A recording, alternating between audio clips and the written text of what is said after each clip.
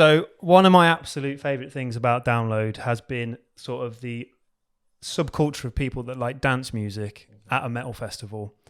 And like it kind of started in maybe, I don't know, 2004, 2005 when we used to hang around the waltzers, and the waltzers would be playing like a bit of hardcore and drum and bass, and would be, people dancing there. Then they got the Duracell tent, and they had like Pendulum do some after parties and things. And that's kind of built over the years. And then the introduction of a cocktail bar called Rocktail Cocktail that used to just smash out hardcore drum and bass and stuff during the day. And, raving with metalheads is such an epic experience. I just love it. And then one person that's been playing it on the Rocktail Cocktail for a long time is Xavi. And here he is now, mate. How you doing? How's it going, man? How we doing? You all good? Yeah, excellent, man. So just blowing a bit of smoke up your arse, mate. I love drum and bass. I love hardcore. And to have it at a rock festival is just so epic, man. How did you get this gig? I think Rocktail first started at Download in 2018. Yeah. We got asked to do it, and it was kind of under the premise of like playing like rock, metal, like alternative and whatnot. So like we kind of started it on the Friday, and then like as it kind of went on, it was like me and my mate Chadders was just like, should we just like start throwing some pop in? And so we just kind of like started venturing out, and then it just kind of like escalated, and then we ended up playing like drum and bass and everything. So then that kind of just like set the foundation of like what was going to happen with it, I guess.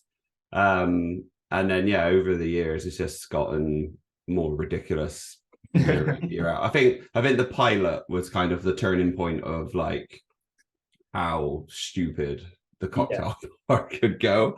So let's jump onto the pilot, man. I clearly remember standing there looking at the crowd for Yonica, and then looking at the crowd for you listening to the Venga Boys, and yours was far superior.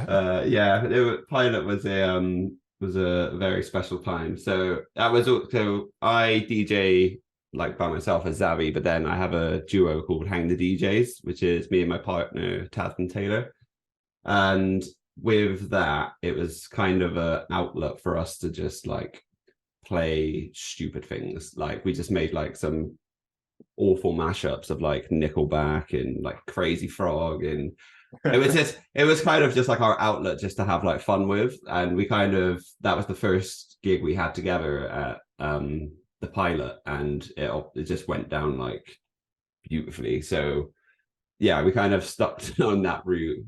Came back again last year, and I think last year was probably the most ridiculous one out of all of what we've done so far. So obviously you've got a lot of different influences in your DJ set, but how did you get into rock and metal, and how did you get into the DJ, and how the fuck did you combine it all together? Since I was like a kid, like I've always loved music, and never really like just stuck to like one genre. Like when I was a kid, I was like a big chav. I love like hip hop and rap and everything. But then like at the same time, I loved like Limp Bizkit, Linkin Park, Sum 41, Good Charlotte, and like so I just had like a mix of stuff growing up. And then when I first started DJing, I was just learning with like EDM and like house and stuff. And then I got an opportunity to work at my local rock club. So I just took that, then spent years doing that, then moved into actually playing like house, drum and bass in clubs and stuff. So I had then like the commercial side of like with the EDM and that mixed with all the alt. And I always wanted to just combine the both. So started doing that like on my own, and then now that I'm in with Hang the DJs, we kind of like have that outlet now to like really push that as well. So yeah, it's been an interesting journey, but we are where we are, and we're having fun with it. So did you ever expect like playing a DJ set at Download and dropping like some old school DJ Hazard and having that kind of reaction to people just going crazy for it? Not in my wildest dreams. Like one of my fondest memories of doing Rocktail Cocktail was 2018 on the Saturday when Guns N' Roses was on. Yeah. I think that day was sold out, so it was like packed. There was like the sun was out, it was beautiful. I put myself on as Guns N' Roses was coming on because I was like, because I think all the other stages had finished, so I was like, right, I'm gonna jump on and we're gonna do something different. I didn't think there was going to be that many people there. I started playing drum and bass. I kid you not, it was packed. There was two women at the front dressed up as Axl Rose, skanking out to drum and bass, whilst Guns N' Roses are in the middle of their headline set. And I was like, this is ridiculous. The Rocktail it's like its own little world. You walk past, you get drawn in, and time kind of just stops, and you forget about the fact that there are bands playing or things you should be doing, and you're just like, oh, it's skanking, and you know what I mean? And you just can't help it. So many people. We've spoken to so many people over the years, and like they're like, yeah, we were going to watch the headline band, but we were just having too much fun, so we stayed here. And I was like, my people. So is Rocktail Cocktail back this year? Tell me the good news. Yes. Yeah,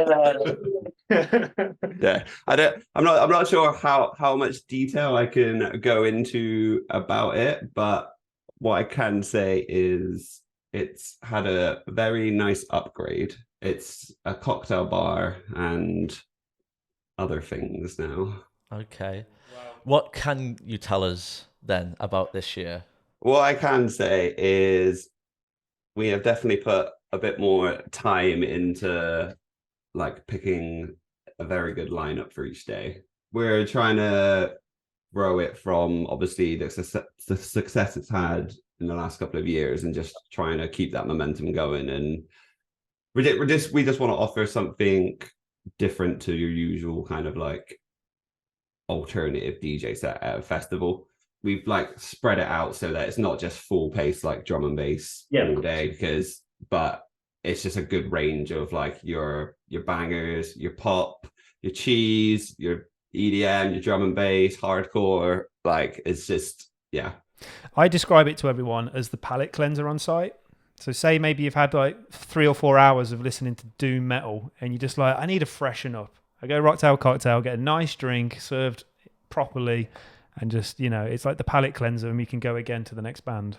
Yeah, that is the perfect way to describe it. Like I always try to tell people about it and I'm like, I don't really know how to describe DJing there unless you're actually there. It's just a weird experience that you just have to just dive into and just, yeah. I think it really has built it might only be 2 or 3% of the 80,000 people that go, but there's this subculture of people that love the cocktail bar and they know what they're going to get. Well, actually, they don't know what they're going to get. It's more to the point, probably. It's going to be something alternative. What is the most left field song that you've dropped that has had a big reaction? That is a hard question because there's a lot of left field songs. I think I don't like in terms of like the most ridiculous experience I think we've had at the cocktail bar. So it was at the Pilot.